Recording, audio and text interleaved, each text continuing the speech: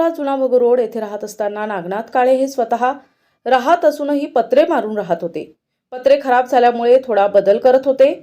कामात काम चालू असताना वन विभागाचे कर्मचारी आले आणि काम थांबविण्यात आले. इकडे घ्या तिकडे घ्या सांगण्यात आले होते. त्यावेळी नागनाथ काळे यांनी नगरपालिकेची कर भरत असतानाही कुठल्याही प्रकारची अडचण येऊ नये यासाठी वारंवार पालिकेला कर भरत आहे. तरी पण अधिकाऱ्यांनी काम थांबविण्यात यावे यासाठी सांगितले. नागनाथ काळे यांनी सांगितले, जर कामात अडथळा आणला तर मंत्रालयासमोर आत्मदहनाचा इशारा दिला जाईल. संबंधित अधिकाऱ्यांसह कुठल्याही प्रकारची नोटीस न देता काम थांबविण्यात आले होते आणि काम चालू केले आहे. कामात अडथळा आणू नये. तर माझं काम चालू होतं घर बांधायचं, तर वणीकरच्या लोकांनी काम बंद केलं आहे. तर बंद केल्यामुळं आता आम्हाला नगरपालिकेचा उतारा मिळाला.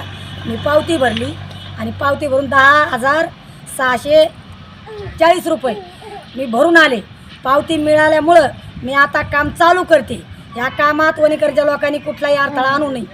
जर इथून पुढं अडथळा आणला, तोडफोड केली तर मी नक्कीच मंत्रालयात जाऊन आत्मदहीन उपोषण केल्याशिवाय राहणार नाही.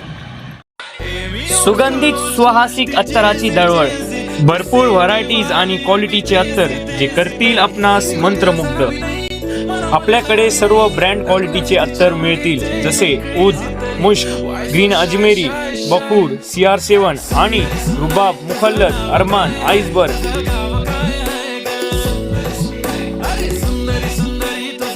एकदा अवश्य भेट द्या. अल हया अत्तर अँड परफ्यूम शॉप, मोची गल्ली, शेवगाव.